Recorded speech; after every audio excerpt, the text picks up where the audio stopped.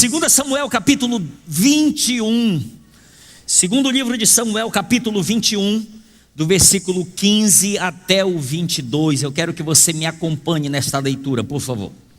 2 Samuel 21, de 15 a 22. De novo, fizeram os filisteus guerra contra Israel. Desceu Davi com os seus homens e pelejaram contra os filisteus, ficando Davi muito fatigado.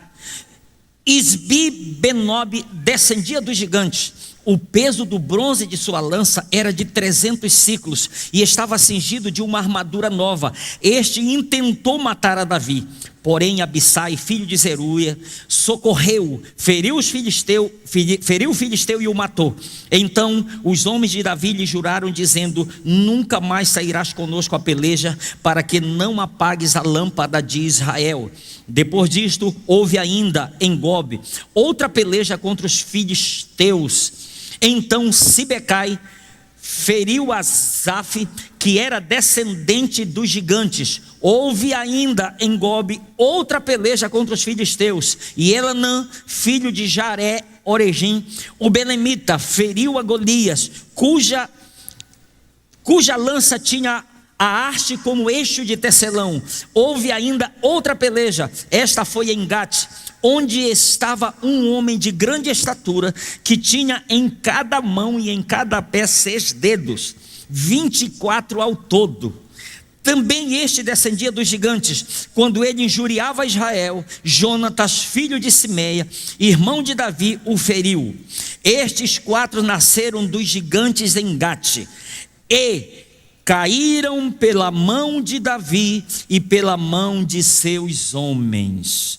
Você pode repetir esta frase comigo após este ponto e vírgula? 1, 2, 3 já.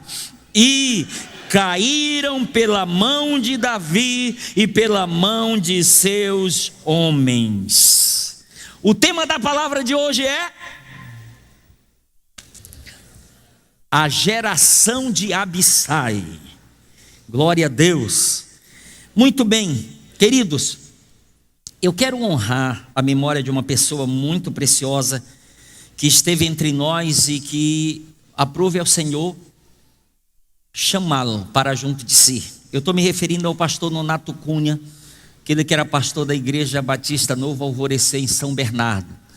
Por que eu estou trazendo à memória aqui a pessoa dele? Porque essa palavra aqui, ele me inspirou muito nessa palavra aqui. Então mais ou menos é 80% no mínimo. Isso aqui foi de algo que ele compartilhou comigo, e essa palavra tem abençoado tanto a minha vida, e eu senti muito o desejo no meu coração de compartilhar essa palavra com vocês. No dia que ele partiu para Jesus, o Espírito Santo compartilhou algo comigo, uma frase, e nós mandamos preparar 2 quadros.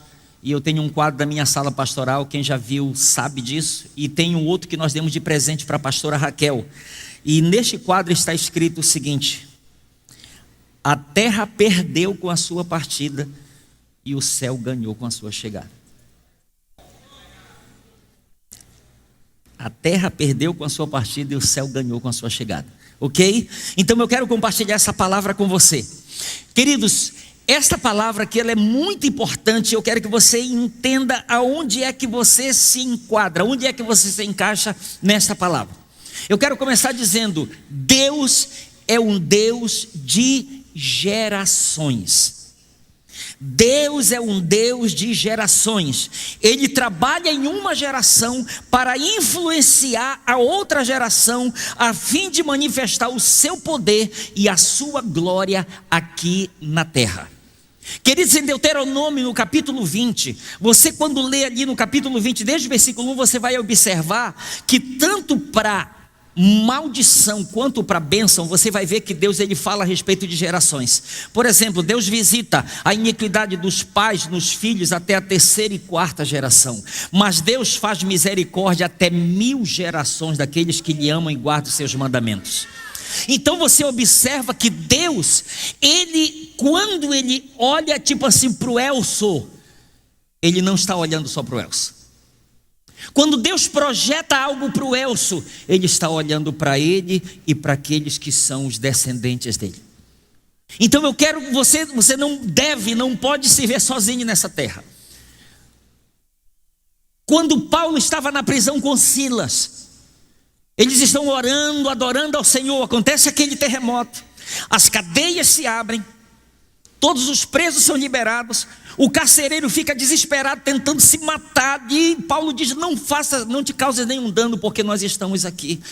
E olha a pergunta do carcereiro: senhores, o que eu devo fazer para ser salvo? Mas como o nosso Deus é um Deus de gerações, ele diz: crê no Senhor Jesus e será salvo tu e a tua casa. Por que Deus fala assim? Porque Ele não está pensando só no Elcio, Ele não está pensando só em você, Ele está pensando em você e na sua geração também. Diga assim: o meu Deus é um Deus de gerações. Amém, queridos? Preste atenção nisso que eu quero lhe falar. É Davi e Abissai. Abissai é quem está representando todos esses outros valentes aqui, que são mencionados aqui, que venceram os gigantes. Mas preste atenção, como ele está representando Davi, representando uma geração, Abissai representando outra geração.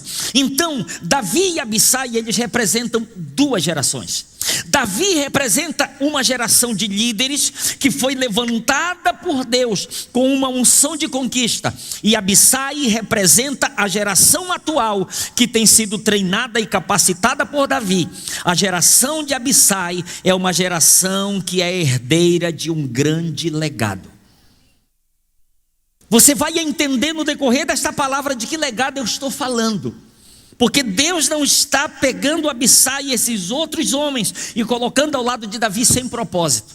Deus está os colocando com propósito. Eu quero que você guarde isso no seu coração. Preste atenção, essas duas gerações, elas apontam para a geração de pais e filhos. Ela aponta para a geração de mestres e aprendizes. Ela aponta para a geração de discipuladores e discípulos que existem hoje na igreja de Jesus. Vou repetir, essas duas gerações, a geração de Davi e a geração de Abissai, essas duas gerações apontam para a geração de pais e filhos biológicos, pais e filhos espirituais, apontam para a geração de mestres e aprendizes, apontam para a geração de discipuladores e de discípulos. Assim como Deus usou Davi para inspirar e treinar Abissai a ser um guerreiro e a matar gigantes, Deus está usando os Davis de hoje para treinar a geração de Abissai, para que eles possam matar os gigantes e realizar obras maiores aqui nesta terra. Queridos, e eu lhe falo por testemunho, talvez alguns ainda não sentiram e não perceberam, a geração de Abissai que está se levantando, gente, é uma geração muito poderosa, é uma geração destemida. Não importa o tamanho do gigante, eles têm uma confiança maior, é o Deus a quem eles servem, a quem eles servem. É uma geração poderosa que está sendo levantada para a glória de Jesus. Quem é essa geração de Abissai? É a geração dos que estão na igreja, seguindo, servindo ao Senhor, dos que estão chegando para serem cuidados, amados, pastoreados, discipulados e treinados. Então eu quero que você entenda isso aqui. Ou você, dentro desse contexto, ou você faz parte da geração de Davi, ou você faz parte da geração de Abissai. Eu quero te dizer que Deus não está te deixando fora disso.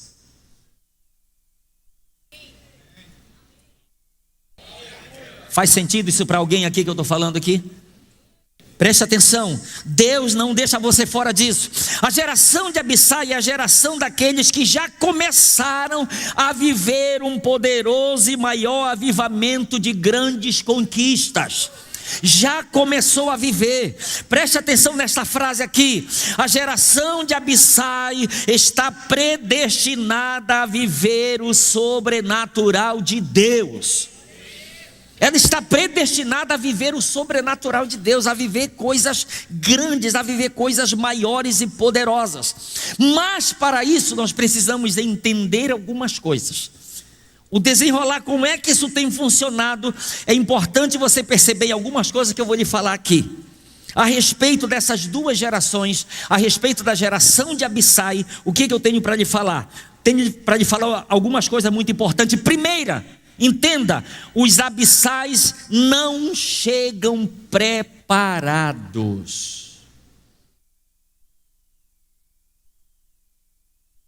1 Samuel capítulo 22, versículos 1 e 2. Olha o que está escrito. Davi retirou-se dali e se refugiou na caverna de Adulão. Quando ouviram isso, seus irmãos e toda a casa de seu pai desceram ali para ter com ele. Ajuntaram-se a ele todos os homens que se achavam em aperto, e todo homem endividado, e todos amargurados de espírito, e ele se fez chefe deles, e eram com ele uns 400 homens. A igreja de Davi começou com 400 membros. Davi, que igreja abençoada, só endividado. Que igreja poderosa, só gente em aperto. Amargurado de espírito. Pastor Davi, no primeiro mês, quanto foi o dízimo? Todo mundo endividado, não teve dízimo, não teve oferta. Davi, o que você pode esperar desses homens? Por enquanto nada. Olha aqui para mim. Precisamos entender, os abissais, eles não chegam prontos, preparados.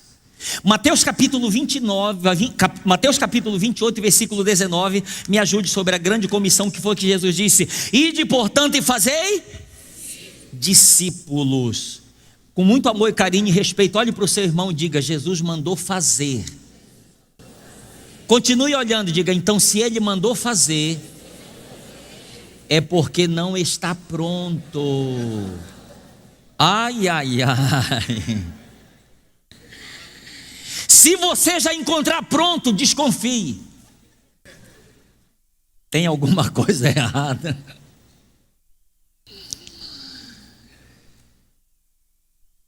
Vinde e fazei. Então havia por que ele está falando disso? Os abissais que você vai encontrar pelo seu caminho, eles não estão chegando pronto. Gente, olha como essas pessoas chegam para Davi, apertado. Esse aperto, em aperto, significa alguém que está vivendo em dificuldade, em apuros, debaixo de pressão, aflição, tormento. Essa é a definição de aperto. É desse jeito que ele chega. Quando fala endividado, é alguém que emprestou a juros, é alguém que ficou na mão de agiotas. Essa é a definição aqui. Endividado. Você emprestou acreditando que final do mês o fulano que estava ali devendo ia pagar. Endividado e amargurado é ser amargo, mostrar amargura, tornar amargo, amargurar-se, estar enfurecido. Então é desse jeito que esses homens chegam para Davi.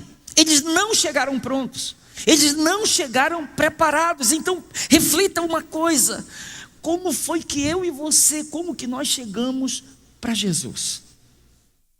Como foi que nós chegamos? Nós não chegamos prontos, nós não chegamos preparados. Cada um trazendo as suas mazelas, cada um trazendo, sabe, os seus apertos, os seus pesos, as suas angústias, os seus desesperos, os seus medos. Mas Deus usa os Davis para acolherem os abissais que estão chegando. Graças a Deus por isso. Eu fui acolhido do jeito que eu cheguei. Pensa num caboclo ruim. Você está olhando para ele. Meu Deus do céu, quando eu olho para trás, eu tenho vergonha até de pensar no meu passado. Estou lhe dizendo, pensa num caboclo complicado. A dívida era a menor coisa que nesse enquanto. Era a menor coisa que a dívida. Mas repita comigo, por favor, diga: os abissais não chegam preparados. Então preste atenção, Davi os recebe do jeito que eles chegaram. Dessa forma. Na caverna de Adulão, ele os recebe do jeito que eles estão e lhes dá o que eles estavam precisando. O que eles estavam precisando? Amor incondicional. Eles estavam precisando de um tratamento apropriado. Eles estavam precisando de uma restauração para a autoestima. Eles estavam precisando de treinamento, de capacitação. Do jeito que eles chegaram, Davi os recebeu. Agora vamos ser bem honestos, gente. Entre essa turma aqui, pastor Elcio, eu tenho um membro para você. Me dá aí algumas qualidades dele. Rapaz, qualidade não tem mais defeito. Apertado, endividado e amargurado de espírito. Rapaz, você não tem um melhorzinho aí não para mim? Pelo amor de Deus, tu me ama? Olha aqui para mim, humanamente falando, se nós pudéssemos, nós iríamos selecionar. Sim ou não? Nós iríamos selecionar, gente. Porque pegar uma turma como essa, você tem que fazer, tem que preparar.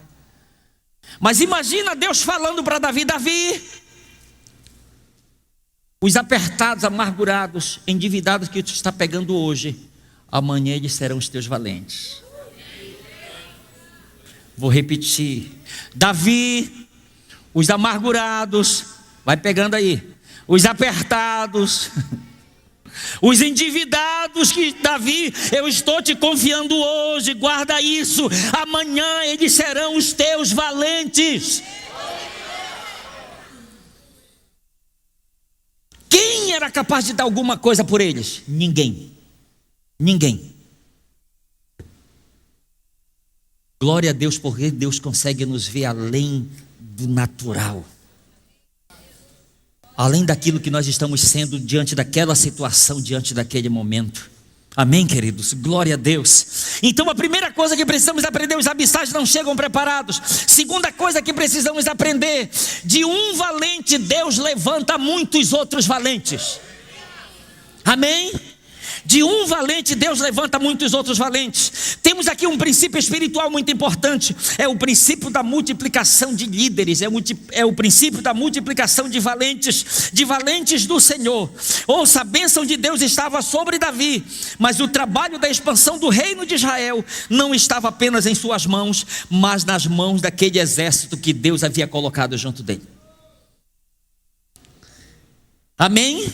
Isso se aplica a nós hoje, pois nós não fazemos a obra de Deus sozinhos. Os nossos discípulos precisam de nós para serem treinados na batalha espiritual. Nós também precisamos deles para lutar conosco, para serem enviados a lugares aonde nós não vamos e para enfrentar gigantes que nós não enfrentaremos e vencê-los, porque isto é o que está predestinado com que aconteça na vida deles. Amém, queridos? A respeito desses valentes, Primeiro Crônicas, capítulo 12, versículo 14. Olha o que está escrito. Estes dos filhos de Gade, foram capitães do exército. O menor. Eita, olha o endividado, o amargurado, o apertado. O menor agora. Antes, como dizia lá no interior, não valia um vintém. Quem conhece essa expressão aí? Não valia um vintém, agora não troca por menos de 100. Então é o menor deles. E o maior? 1000. Olhe para quem está ao seu lado e diga: o inimigo não quer que você conheça o valor que você tem. Por isso, continue, diga: por isso ele fica fazendo umas propostas baratas. Não ceda. Amém? Uma nota de 100, se ela estiver bem passadinha, ela vale quanto? Uma nota de 100, se estiver bem amassadinha, vale quanto? Uma nota de 100, se ela estiver amassada, suja e um pouco rasgada, vale quanto? Chegamos rasgado, amassado, remendado. Jesus disse: você vale o mesmo valor para mim. Você tem a mesma importância para mim. Aleluia, amém, para a glória de Jesus. Meu Deus, imagina alguém chegando com Davi: Davi, tenho 50 homens para trocar por esse teu. Meu irmão, rapaz, que é isso? Valoriza o cara, meu irmão. por menos de 100 eu não te dou ele. E esse outro aí? 1000.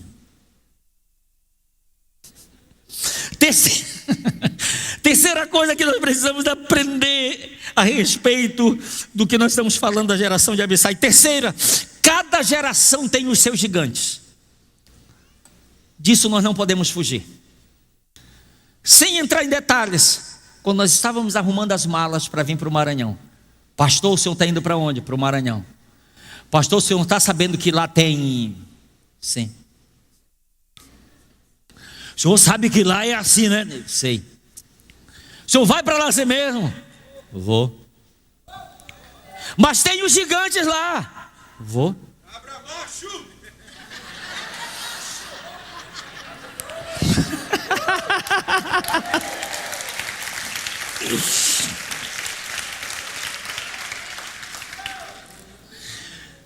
Quando você tem consciência de que existem gigantes, mas o Deus que está enviando você está assinando embaixo, meu irmão, pode ir. Pode ir, que a garantia não é sua, é dele. É ele que está dando a garantia. Aí nós estamos igual aquela música. Estamos de pé, aleluia. Continuamos de pé para a glória de Jesus. Então entenda, cada geração tem os seus valentes. Ouça, foi a vitória de Davi sobre os filisteus que trouxe o reconhecimento dele sobre a nação de Israel. Agora entenda isso aqui também. Nesse sentido, hoje, vencer o nosso Golias também nos faz ter reconhecimento diante do mundo espiritual. Imagina, quem era o Davi? Quem conhecia o Davi? Pastor de ovelhas. Alguns dizem que ele era um filho bastardo de Jessé. Um filho que, tipo assim, foi gerado ilegalmente. E ele está lá, escondido lá, não é mencionado. Na hora que o Samuel vem para escolher um rei, nem lembram dele. Ele não está nem na casa dos pais e nem naqueles que foram escolhidos para estar no exército de Saul. Está lá no esquecimento. Quem era Davi? Um Zé Ninguém. Mas depois que Davi mata os gigantes, quando ele vai entrando em Jerusalém, qual é a música que estão tocando? Saul matou os seus milhares, porém Davi os seus 10 milhares. Olha aqui para mim. Livro de Atos está escrito uma história. 7 filhos de um sacerdote chamado Cefas viram Paulo expulsando demônios. E eles chegaram lá e disseram: nós expulsamos vocês em nome de Jesus a quem Paulo prega. Aqueles demônios usaram a boca daquele jovem para fazer a seguinte pergunta: nós conhecemos a Jesus e sabemos quem é Paulo, mas vocês quem são? Ai, ai, ai. Eles levaram uma surra que acho que nunca viu pegar uma surra daquela dos pais. Mas foi tão grande que a roupa foi rasgada, eles fugiram nu. Agora, o que eu aprendo com isso? Paulo, ele começou a entender que existiam batalhas espirituais. E ele começou a vencer essas batalhas, identificando esses gigantes. Você sabe aonde o nome dele foi parar? Lá no inferno.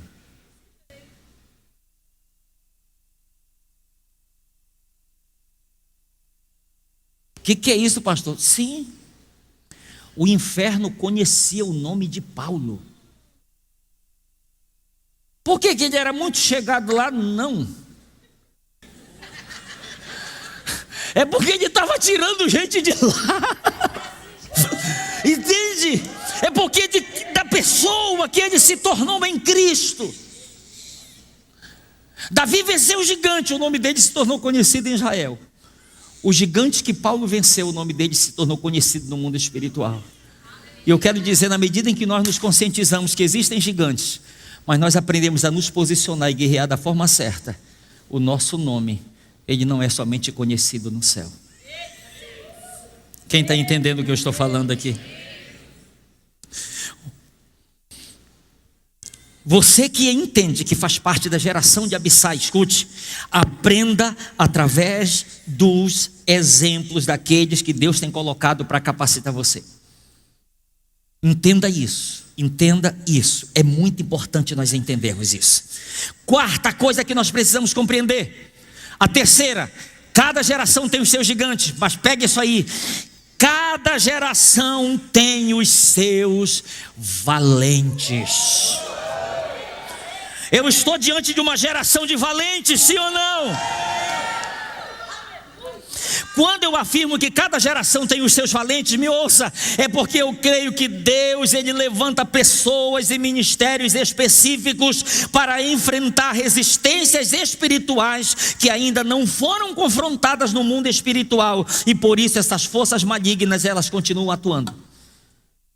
Mas quando o inimigo sabe que existem valentes do Senhor e no Senhor, que se levantam no nome dEle, na dependência dEle, na confiança dEle, Ele sabe, as portas do inferno realmente não vão prevalecer. Elas não vão prevalecer. Escute, quando você ouvir essa expressão, as portas do inferno não vão prevalecer, faça uma pergunta para você mesmo: porta é uma arma de defesa ou de ataque? Você fecha uma porta para quê? Para se defender, para se proteger. Então quem é que está acuado não é a igreja. Pega aí, segura.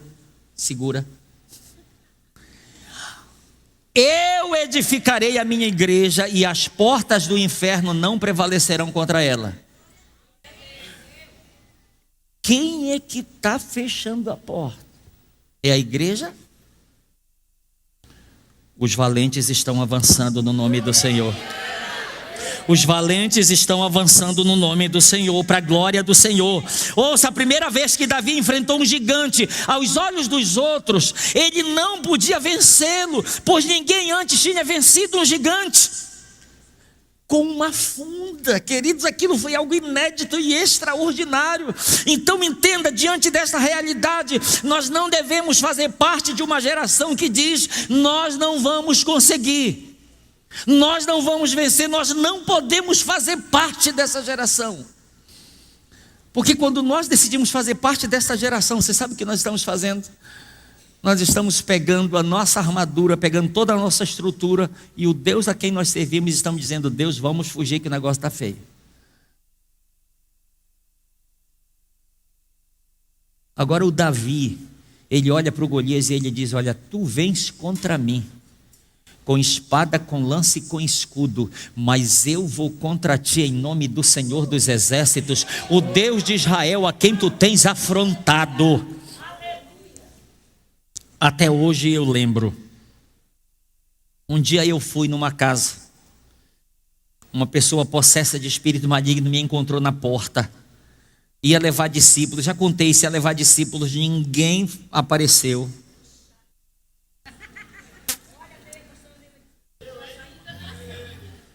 Pastor Gelson, pastora Ney, pastor Rubem Nilson, né? Brincadeira. Não encontrei nenhum. Eu fui sozinho para lá. Quando eu cheguei na porta, pega isso aí para você. Quando eu cheguei na porta, aquela pessoa possessa de demônio olhou para mim e perguntou: tu vieste sozinho nos enfrentar? E eu olhei para ele e disse: tu sabes que eu não vim sozinho.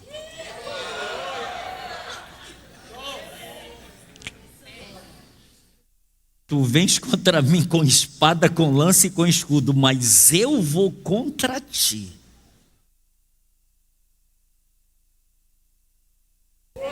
Existe um conosco que é maior do que todos que estão com ele. Amém? Ouça, com o passar do tempo, O episódio entre Davi e Golias também se tornou história, e foram surgindo outros gigantes para serem vencidos. Portanto, Davi precisava treinar e multiplicar os matadores de gigantes, pois a nação de Israel dependia desses valentes para protegê-la e para que ela continuasse sendo uma nação e um reino forte. Deus continua, guarde isso aqui, Deus continua contando com os valentes para implantar e expandir o seu reino aqui na terra, para conquistar territórios e ganhar muitas almas para o nosso Deus. Amém? Agora, pegue isso aqui bem rápido. Algumas características dos valentes de Davi, e nós precisamos abraçar e ter essas características para nós, queridos, porque isso tem muito a ver com identidade, tem muito a ver com a nossa identidade, com o nosso caráter. Algumas características dos valentes de Davi. Primeira característica: eles eram leais ao seu líder. Havia uma lealdade. E você sabe uma coisa que tem doído muito no coração de Deus? Se chama deslealdade por parte de muitos líderes e de liderados. A deslealdade, sabe? Pessoas que investiram, pessoas que cuidaram, pessoas que pastorearam, pessoas que amaram, pessoas que correram atrás, e depois a pessoa acaba se tornando tão desleal. Isso é muito triste. Queridos, eu acho que essa lealdade ela é fruto de um reconhecimento. Davi pega esses homens, sabe, no pior estágio em que eles estavam. Agora, no mínimo, eles têm que demonstrar essa lealdade por eles. Segunda característica, eu quero passar rápido por causa do nosso tempo. Segunda, eles sabiam o que significava honrar ao seu líder. E preste atenção aqui, escute. A Bíblia fala que a gente deve dar honra a quem honra merece. Mas pastor, e quando meu líder não merecer honra? Comece a olhar a honra como uma dívida. Aí você vai honrá-lo da mesma forma. Porque Romanos capítulo de número 13, versículo 7 está escrito: pagai a todos o que é devido, a quem honra, honra. Então Paulo ele nos passa uma ideia de uma dívida. Então se Davi fosse olhar para Saul, pelo natural, ia dizer: esse é um rebelde, Deus já o rejeitou, eu vou matá-lo. Mas ele pega o princípio da honra e ele diz: que o Senhor me guarde de eu estender a mão para tocar no seu ungido. Meu Deus do céu, que coração, que coração. Terceira característica, a linguagem que eles possuíam era a mesma linguagem de seu líder. Queridos, isso é muito importante. Isso é muito importante. É Deus conseguir olhar e ver em nós o espírito de unidade. Sabe, quando este exército disse: olha, nós vamos proclamar Davi como rei, e eles foram unânimes nesse propósito. Eles estavam juntos, estavam unidos, estavam ligados, e por isso que o exército de Davi teve tanto êxito como teve. Outra característica, eles aprenderam a conhecer e confiar no Deus que seu líder servia e adorava.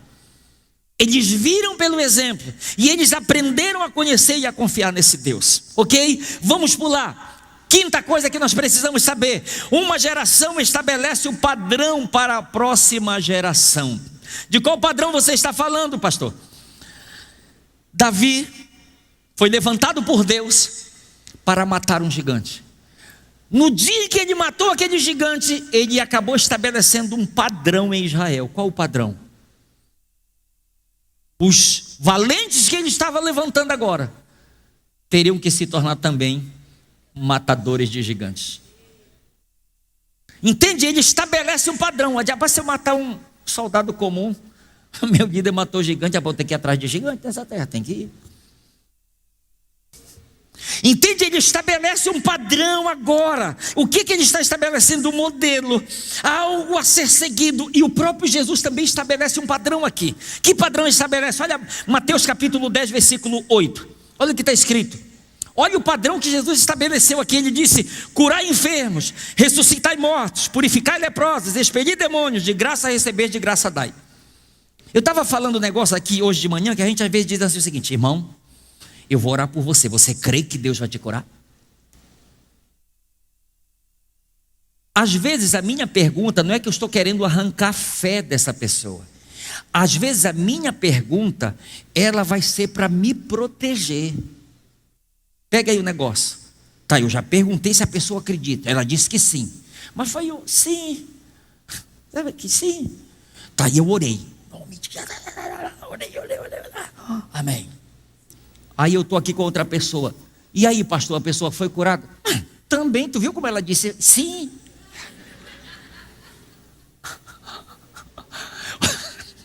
Olha aqui para mim. Jesus, ele disse: vão, curem os enfermos, purifiquem os leprosos, expulsem os demônios, ressuscitem os mortos. Senhor, mas se não creio, eu não estou perguntando isso.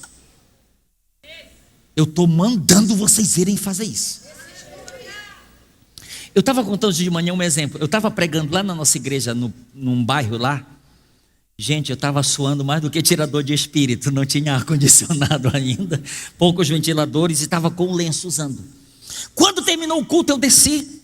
Aí tinha uma irmã. Eu perguntei: minha filha, cadê a sua irmã que não veio para a igreja hoje? Ah, pastor, ela ficou em casa, gripada, ficou muito ruim lá em casa. E aí eu disse: você faz uma coisa? Ela disse: o que, pastor? Peguei o lenço que eu estava usando, eu disse, dobrei o lenço, e eu disse: você pega esse lenço, você vai para a sua casa, quando você chega lá, você coloca esse lenço sobre a cabeça dela, você ora que ela vai ficar curada. Ela foi. Uns dias depois, acho que foi no Tadel, isso era domingo, quando foi na terça-feira, ela voltou para a igreja com um lenço, dobradinho, passadinho. Ela trouxe o lenço e o testemunho: pastor, a mulher foi curada. Mas olha aqui para mim, pastor, o que foi que curou? Foi o lenço? Foi a fé que ela teve. Ela acreditou que se ela fizesse o que eu falei, ia acontecer. Agora imagina, ela vai com o lenço. Misericórdia, podia estar mais limpo, meu Deus. Sinceramente, eu vou só obedecer, mas eu acho que não vai acontecer nada. Meu irmão, ia acontecer alguma coisa? Não. Então olha aqui, ouça o que eu quero lhe dizer. Se nós entendemos que Jesus está estabelecendo um padrão para a gente, e a desculpa, mas vai ficar de lado. Nós vamos decidir nos arriscar mais. Nós vamos decidir ser mais ousados. Nós vamos decidir fazer coisas acima do que nós já fizemos. Eu posso ouvir um amém? Lucas 10, 19. Eis aí vos deu autoridade para pisar de serpentes e escorpiões e sobre todo o poder do inimigo, e absolutamente nada vos causará dano. Agora eu quero chegar nesse último aqui para eu orar com você. Precisamos entender. Pega essa aí que é forte, meu Deus do céu. Os valentes fluem na unção que recebem. Ouça, fluir na mesma unção dos nossos pais espirituais não é automático. Contudo, com certeza, se tem alguém que tem maior probabilidade de experimentar isso, esses são os filhos espirituais. Os filhos espirituais são aqueles que adotamos e geramos em Cristo, através de evangelismo, através da oração. São aqueles que ensinamos e treinamos e discipulamos. 2 Coríntios capítulo 12, versículo 14, olha o que Paulo diz: eis que pela terceira vez estou pronto a ir ter convosco, e não vos serei pesado, pois não vou atrás dos vossos bens, mas procuro a vós outros. Não devem os filhos entesourar para os pais, mas os pais para os filhos. Acredito que, ouça, Dentro daquele contexto lá de Israel, Deus cumpriu com o propósito de levar os seus liderados e de levá-los a fluir na mesma unção que ele havia liberado sobre a vida de Davi. Deus faz isso lá em Israel.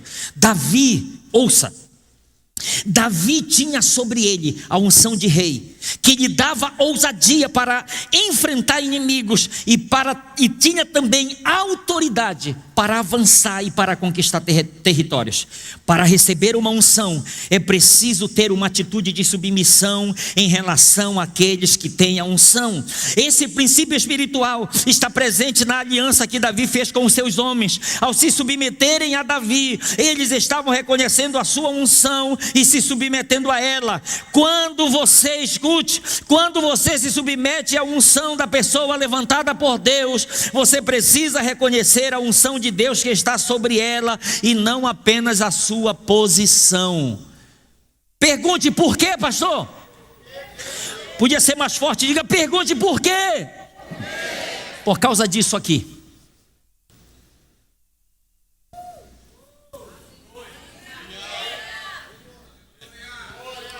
Por causa disso aqui. A unção que você honra é a unção que você atrai. Por causa disso aqui. A unção que nós honramos é a unção que nós atraímos. Se trata de princípios, como eu lhe falei, princípios de honra e de submissão. Eu não vou fazer porque tem que fazer. Eu entendi que há um princípio envolvido. E eu posso desfrutar dos benefícios desses princípios. Eu posso desfrutar e caminhar nessa graça, nessa unção. Eu vou pedir que você vá ficando de pé, por favor. Aleluia, aleluia. Ouça, o propósito de Deus somente pode ser cumprido por meio da unção. Diga: por meio da unção. No Velho Testamento, a unção era feita com óleo ou azeite. Na Bíblia, o óleo tem muitas utilidades, mas uma delas é ser combustível. Assim também nossa luz somente pode brilhar diante do mundo se houver azeite do céu. A geração de Abissai, aleluia, enfrentará e vencerá gigantes que nós não enfrentamos, mas ela o fará na mesma unção que nós o fizemos. Creio que esse tempo já chegou. Você que faz parte da geração de Abissai, você precisa se submeter àqueles que Deus constituiu como liderança sobre sua vida, receber o treinamento para que você passe a fluir na mesma unção pela graça de Deus.